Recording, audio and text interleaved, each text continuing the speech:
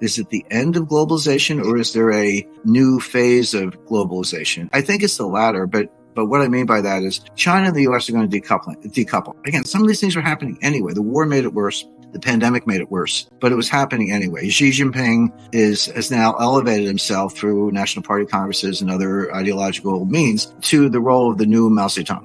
Jiang Zemin, Hu Jintao, and these other guys, like, who cares? They're footnotes. Deng Xiaoping, he gets a gold star, but it's really now Mao and Xi Jinping. He's the new Mao. And he had decided to decouple the Chinese economy from the U.S. anyway, before everything we're talking about. And of course, Trump, when he was president, was kind of thinking along the same lines.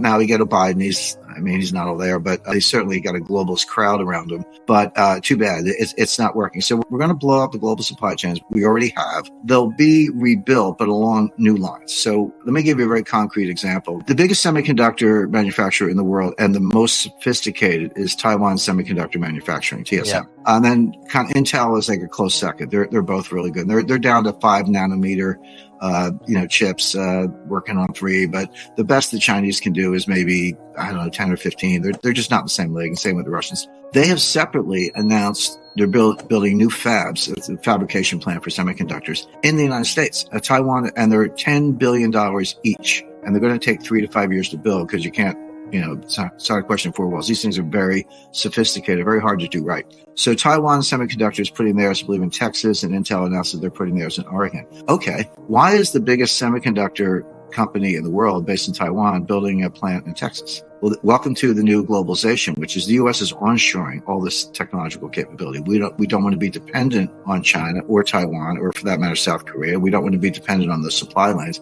We're going to build it here. If you're Taiwan Semiconductor, you want to do the same thing, because are you waiting for the Chinese invasion? Well, maybe, we'll wake up and here it comes. Now, there's a new military doctrine called the broken nest, and it's based on a Chinese proverb. And the proverb is, if there's a broken nest, how can the eggs not be broken? And as applied to Taiwan, China may or may not invade. I think the odds of that have gone up, but the odds have certainly gone up. That's easy to see. If they do, and the big military question is, will the U.S. 7th Fleet intervene, and we'll be in a shooting war with China, and we're sinking their aircraft carriers and they're trying to sink ours, etc. I don't know the answer to that, but I do know that either we or the Taiwanese will destroy all the semiconductor capacity in Taiwan. We're not going to leave that for the Chinese. This is scorched earth. This is what the Russians did to Napoleon. Hey, welcome to Moscow, but good luck finding some food. If the Chinese take Taiwan, they're not going to have a semiconductor industry, which has a deterrent value. Would make you think twice about doing it if you're the Chinese. But that's why the semiconductor industry is coming back to the United States. Now apply that to pharmaceuticals, mining, strategic metals, and a lot else.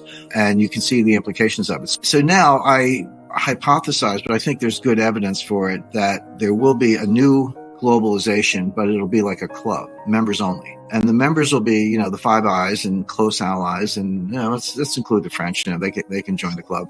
But the point being, we'll trade among ourselves. What we'll have in common is democracy, while it lasts, and some rule of law and some common culture, etc. But the Chinese are going to have to start their own club, maybe in East Asia. Hopefully the Japanese will be in our club. The Russians remains to be seen. And the big wild card is India, because India is probably, as we're speaking, surpassing China in population.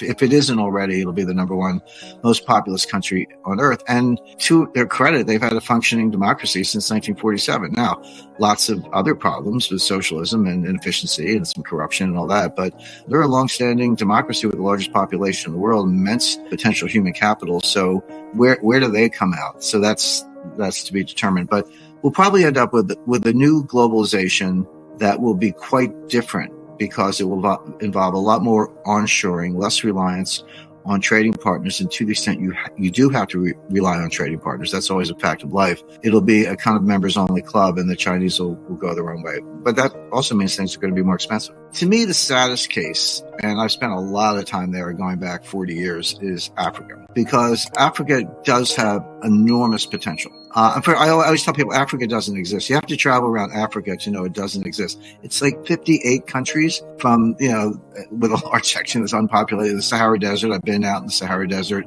Northern Africa, of course, is is Muslim and Arab, speak Arabic, and Berber culture and descent, a lot of European influence. It's almost like an extension of Europe in some ways. I mean, certainly in antiquity that was true. And then South Africa, lots of political problems, but moderate climate, great wine, beautiful, beautiful part of the world. A lot of people haven't been there, just picture it as jungle. Well, there's some jungle. I've been in the jungle, but there's high plateau, just gorgeous areas. So it's got incredible diversity, incredible different cultural strands and threads, huge natural resources. What they don't have is a good rule of law. They don't have governance. That's just, I don't know why. You'd think someone would wake up, but they don't. But they're going to have to pick sides. There's some of these countries, and I would say Zambia, Zambia, but also Zimbabwe. Some of the others are practically Chinese colonies. I know colony is a bad word and we don't have them anymore, but economically we do. And China has gone in. When China does a mining project, it's like they create a lot of local jobs. Some they send in Chinese by the thousands, by the plane load, build company towns, mostly populated with Chinese, strip the minerals.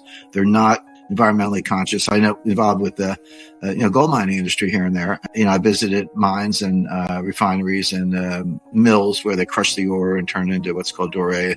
I mean, they have these vats. You do use cyanide in extracting gold, in getting gold out of the ore, but you have to have a vat, a cache, and you got to account for every drop. And when the cyanide that comes out has to be measured against the cyanide that went in, and they better be the same. Like you can't be throwing the cyanide into rivers and streams, but they do in China.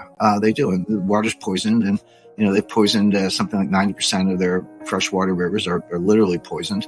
That's how they treat Africa now. And I'm sure the leaders, in my day, the leaders used to get 30% off the top, except for Mobutu, who took 50%. But to the extent they're still doing that, if that doesn't change, then Africa is just kind of a basket case. They could pick sides. They could join this club that I've described. And maybe benefit from that. But it's going to be a little bit more like, the 50s and 60s, you don't hear it much anymore, but the third world, it was U.S. and Western Europe and, Australia and a few other places were the first world and the communists were the second world. Everybody else was in the third world. It was synonymous with underdevelopment, corruption, and worse. But we may get back to that where it's, the U.S. and, the Five Eyes and the club that I've described on the one hand, China and its, tag-alongs on the other, and then everyone else is going to be third world, or you're going to have to pick sides.